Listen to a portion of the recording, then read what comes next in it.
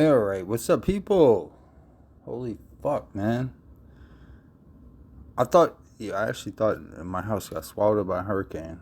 If you don't know already, it's going to be a long fucking video. What I figured I'd do is we're going to do episode 8 of reacting to Tom LeRoy's. See, it says subscribed. I don't know why it says subscribed. I'm not subscribed to anybody except myself, and I'm subscribed to myself under 1,800 different names.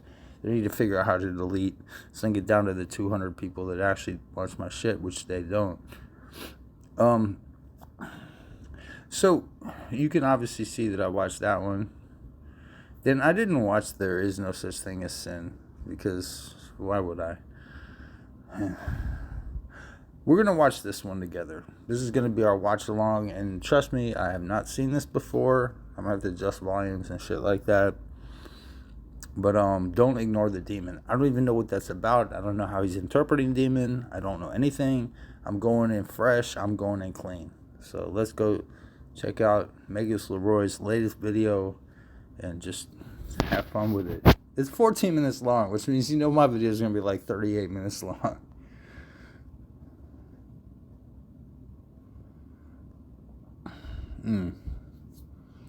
I mean, let's turn him up. He's got a good intro. He throws a little bit of subversity in there with that.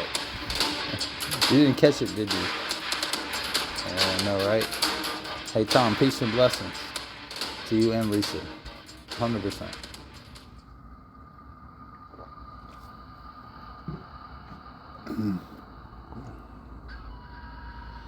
War was always here before man was. War waited for him. The ultimate trait of waiting is ultimate practitioner. Judge Holden from Blood Meridian. Blood Meridian. Actually, you know what?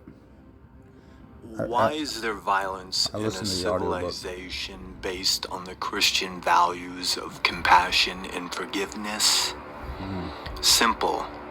It's because the demon is ignored. Tell me more. Now, the video could end there, but I know, right? I think some context is needed to qualify my hypothesis. Even though I've stated many times that we're still savages by nature, the lack of knowledge of the demon leads to weak men. And it's weak men. Okay, the weak man hypothesis, but I don't think that connects with demon, but I'll let you go. I just need to interject there. I understand the whole, what is it called, the fifth way or something like that, where it's like strong times make weak men make, I know what you're talking about. But I don't think the word demon. Okay, take the word demon, translate it into Latin. What do you get? You get genius. So we're talking about something different. Well, maybe not you. I'll wait for it. Who are the cause of the real ugliness in the world. And a side note, you may notice I'm using the word men instead of people. It's not because I'm some sexist bastard, it's because I'm referring to men specifically, okay? The average man is not innately evil. He is innately weak. Weak and lazy. The horrors committed throughout history, the slaughter committed by countless armies from the Crusaders to the Nazis, these acts were not performed by strong men, but weak men. Yes. Understand, though, that the leadership may have been strong, had the mental and emotional fortitude to rise to... We're going to get back to this because this is a good video. But who would you, Tom, if you could answer this, in all of history, if you had to pick one person and say that this is the epitome of masculinity or manhood or, preservation of society, however you want to vector that, who would you pick? I have a top 5, but I don't want to get into that. That's not this video. Power, but their followers were or are weak.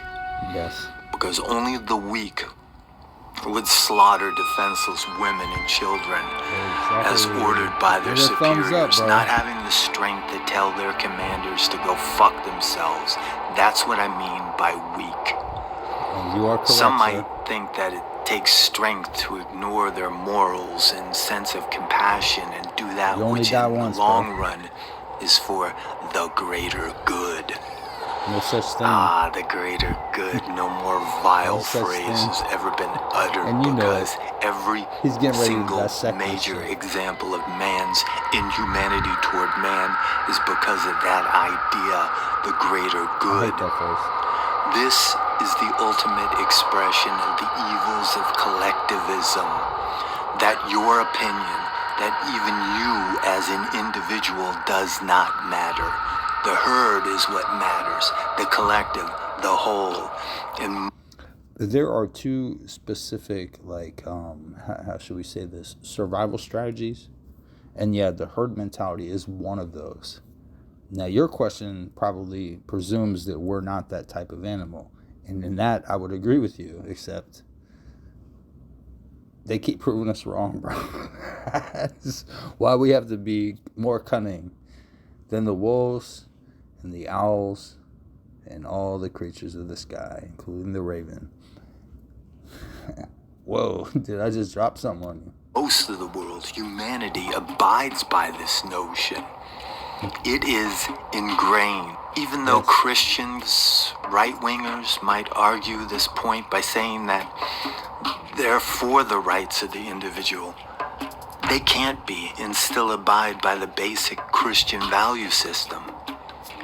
They're still prisoners of the collectivistic aspect. Is it inherently contradictory? I don't know. I mean, I was watching Myth Vision, and he's been interviewing this guy who's an ex-Calvinist. And whenever I hear the word Calvinist, I think the most retarded person ever. Because to believe in that mentality, you have to believe in a sadist God. I don't care if you believe in a God or not, but if you do, why would you pick a sadist as a God? So, like, when I hear that, I'm like, Lord Jesus Christ, man, get the fuck out of here. I didn't even watch it. I'm kidding. I just saw the fucking videos posted. I didn't watch shit. You gonna tell me you're a Calvinist philosopher, ex-Calvinist philosopher? No, philosopher, take that. You're staining something that doesn't need to be stained. You're pouring oil onto fucking something that don't need to be poured oil on. You're being weird when you should probably, go over there and hang out with Joe Biden and stop him from sniffing little girls' hairs and fucking blowing farts in their face. Aspects of their belief. Pretending you're not wearing shackles doesn't mean that they're gone. They just choose to ignore them. But understand, I'm fully aware that there are those who don't have to be forced to be horrific, and that they actually love the slaughter. They relish in the act of carnage. Yeah, some people do. These are men who have not ignored the demon, but have been possessed by it. Stop. I made the possession video. Oh, wait. You made this video before it. I'm not copying you, bro, but they're not possessed. They're just dum-dums. And we should just fucking put bullets through all their heads. They get a rush, that rush of power coursing through them like an electrical charge. These people exist. This is because we... Hey, bro, they exist because camels exist, okay? So they're over there herding camels. Meanwhile, we're dropping fucking nukes on them. I'm kidding, not nukes. We haven't gone that far yet. We're dropping fucking... We just killed another one yesterday. These fucking weirdos, man. I'm sorry. The karma for these fuckers came down when they demolished the giant Buddha statues. When they did that, the karma came down. Nobody saw that. That was actually pre-9/11. Go look it up. Taliban destroys ancient Buddhist monuments. You'll see them fucking, not nuking it, but basically like they put charges under it. No. That's when their karma turned. Dude, I'm long term, bro. I ain't short term. Go ahead, man. Sorry, Tom. I'm cutting you off, bro. You need to go. Humanity are still untamed animals. Take that shit.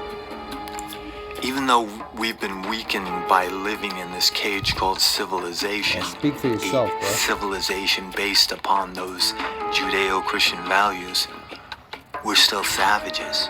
Yes. How do I know this? Because, and this point was made in a recent video, how can any creature domesticate itself? Christians may argue. Wow, that's a good question. How can, but it must have been one of yours because it wasn't one of mine. I wouldn't ask that question. That question's retarded. How can any creature domesticate itself? I don't know. You tell me, motherfucker, because I'm confused now at this point. We domesticate the world. We don't. It's not. Look, bro. Like, if you think we're all out there like fucking like running around and hugging trees and like flying like Tarzans and shit. No. Domestication. What do you mean? Intellectualization? I don't understand. Keep going. I'm gonna fucking react. That a higher power has already done this, or maybe the nihilistic futurists may believe that AI will someday. But the truth is, we are barbarians clad in the outfits of modernity who either ignore the demon or are consumed by it. That's a very interesting understanding. So what he's saying is there's an inescapable necessity of our nature whereby that we're just going to do certain kind of things. Because that's what we're built to do, that over aeons of fucking time. But actually, I agree with him. But I also think, Tom, that the mind is much more flexible than you would have it be. And so that you can break out at any point. And this is what's known as, what's it called? It's called the cutting through. Okay, so you go to the ninth dhyana. Never mind. Nobody wants to hear me talk about Buddhism. But if you go to the cutting through stage, you'll understand that you can just like break right through that. Boom. And you see everything for what it is. So, how about, wake up. Wake up, bro.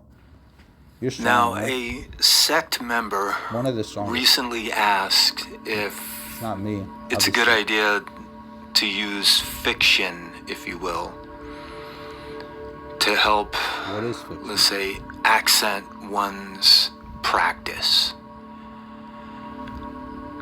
It can be. Yes. That's if you utilize good fiction. But you have to believe it, though. Which means it's not fiction to you. The author of my favorite novel, Blood Meridian, died a couple of weeks ago. His name was Cormac McCarthy. McCarthy wrote roughly 12 novels, including No Country for Old Men, The Road, both made into superb films. They didn't want to make But Blood his Meridian. magnum opus is Blood Meridian. They couldn't. Now, this is a very divisive book because those who love it really love it. And others, well, I actually thought it was can't stand it. To be honest with you. The truth is, a lot of people don't get it, or it doesn't speak to them. To begin with, the structure of the book may seem off because McCarthy uses very little punctuation, and the story doesn't have much in the way of a plot. Instead, it's more like a journey. It's something you experience. Yes. And it is the most violent novel you'll ever read. I don't know about that. Done in a fashion that surprisingly isn't gratuitous but poetic. It flows with an almost biblical. Bro. I'm only halfway through with your shit. The thing about it is that gratuitous becomes a thing at a certain point where it's kind of like, is it gratuitous or is it just like exposing the banality of it all? If that makes any sense, Tom. Like cadence. Cadence. Set around 1850 on the Texas-Mexico border, it tells the tale of a teenager simply referred to as the Kid. Yeah, the Kid. And his exploits with the Glanton Gang, a group of scalp hunters who were an actual historical gang. He takes a deep dive. the kid takes a deep dive. That's the story's about the kid, and the kid takes a deep dive, and yeah. Kid is the protagonist, or maybe the antagonist. I don't know, because there are no heroes in this book. Everyone is despicable. Yes. Some more so than others. That's why it's that's why it's a period piece. That's why it's intended to explain human nature within a certain vector that, like, I think you understand, but at the same time, magic, when you put a K on it or take the K off and stick it up your butt, I don't know. Sometimes I like sitting on the K. Just like take that little, the K, it has a little thing on it at the top where it sticks out. And sometimes I just like to sit on that and fucking marinate. You know what I'm saying? Hey, bro, you getting into some good shit, man. Memorable and evil is a character called Judge Holden. Oh, the Judge. He's probably the best bad guy ever made. It's been said that Judge Holden is the most haunting character in American literature. Shit, I just said it, bro. In my opinion, he's the most fascinating being depicted in any book ever. And when I say being, I mean something more than human. Yes. Based on a real individual, the Judge is described as a massive, hairless albino man who excels in shooting, languages, horsemen. Bros, if you've never read this book, you need to fucking read it. There's a reason they couldn't fucking put this on film. They can't cast a judge. The Judge is probably one of, like, if you see a list of bad guys in any kind of literature, film, etc., and this guy's not in your top 3, then you just need to read this book. Dancing, music, drawing, diplomacy, science, anything else he seems to put his mind to. It's been hypothesized by scholars and YouTubers that he's a jinn or a demon or the Mammon, demiurge, or even an anthropomorphized representation of manifest destiny. Even though I've stated many times that evil is relative, Judge Holden is in many ways humanity's collective personification of pure evil. What I'm getting at is, this is a character that someone from anywhere could point at and say, yeah, he's evil. Think of the most despicable actions one could commit. Albinos are suspect in any category. Look, when you talk about, we can take this book, and I understand where you're going with this, Tom.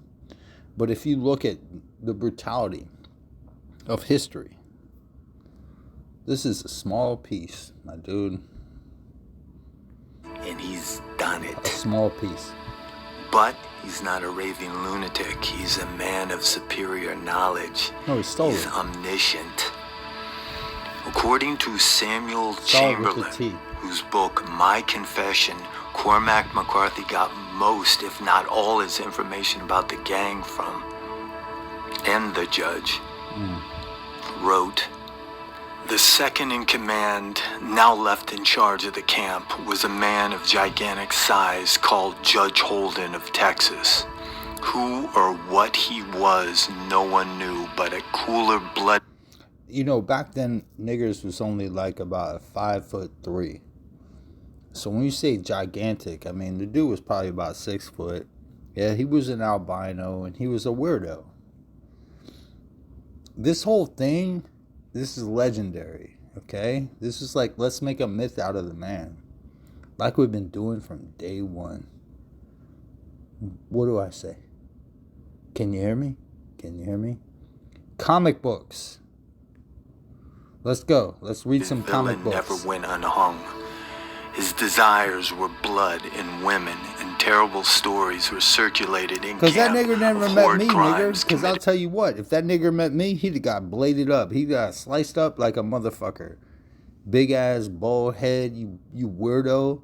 I'm going to roll on you once and I'm going to cut your Achilles on the back of it. And then I'm going to roll around and I'm going to cut your goddamn throat, nigger. Okay, so since we got that done, keep going. By him. Holden was by far the best educated man in northern Mexico. He conversed with all in their own language and spoke. Because you know what? Hold on, Tom. You know what? That nigger's dead. I'm still alive, motherfucker. Several Indian lingos, and so on and so forth. Yes, exactly, etc., etc. I don't ignore the demon. Now, in the few interviews he did, Cormac McCarthy never went into detail about his version of the judge or even what the meaning of the book is. He left it up to the reader. That's what true artists do. So, no, I had a bad dream. What do I think the judge is or represents? What do I think Cormac McCarthy is trying to convey? In my opinion, Judge Holden is not a jinn or the demiurge or a demon, but the demon. He is the Jungian shadow. Why do I think? I gotta disagree with you, but go ahead. This. In the book, every member of the Glanton gang had an encounter with the judge before they joined the gang. And because of his omnipresence, he is thus a representation of something personal, something subjective. Yes. Yet something universal, that which all of us have in common. No. For those who don't know, the shadow is that aspect of one's personal psyche representing repressed instincts, wildness, chaos, and the unknown. On you that you reflect. Even though the shadow is present in all of us, many deny this very real element of the psyche exists. This is because they've been taught that it's something outside themselves. It's not internal, but external, an external influence. The West is far behind the East in that regard. Thus, all that wildness and wickedness could be pointed at, and you can say, see that? That's not me, but something outside me. So, there's no connection. In Blood Meridian, the kid never really connects with the judge. The judge moves about the narrative as an omniscient presence that performs the unspeakable. This is not unlike your personal demon, the shadow. It's always there and it knows you very well. But we, on this path, whether one takes the gods and monsters, angels and demons, literally or metaphorically or a bit of both, what we do not do is ignore our demon or allow it to consume us. It is a presence we... So I go back to the beginning. What does the word demon mean if you translate it into Latin? Genius. A demon is not something to be feared. It never was. It's a power. Take it or leave it. Face and accept openly, daily, without fear, without intimidation, thus restoring wholeness to the psyche. That's one vector. I mean, shit. Take take whatever you want, bro.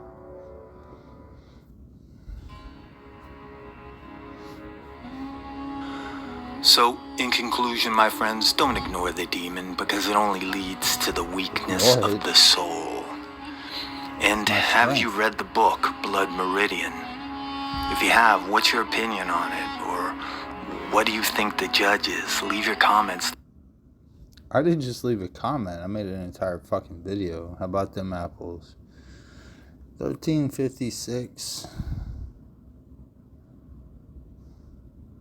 Oh, but my video's 24, 20. Yeah, exactly. So, I'm running over top of you a little bit, Tom, bro. I think you're cool as shit. I think everything you're doing is cool. I just don't understand, okay, so, this is, if we want to go down paths, there's a billion paths in front of us, so you have to take a pick. You don't even know you're taking a pick when you take the fucking pick. It's like most people don't even understand that they pick their nose every fucking day, or they scrub their hair. Like, what's the number? 500 times a day people touch their face or their hair or some stupid shit. Who is that? Is that a demon?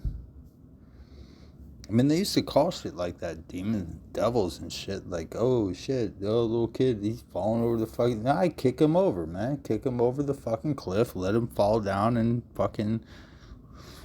It's gonna be one less lonely girl. I'm gonna do a Justin Bieber, man. Because that nigga got his face paralyzed, and then what happened to him? See? I can go in all kind of weird directions about this shit. You talk about weird directions, how about One Direction? Name me a One Direction song, bro. Can you do that? See, here's the thing. The world is full of silliness.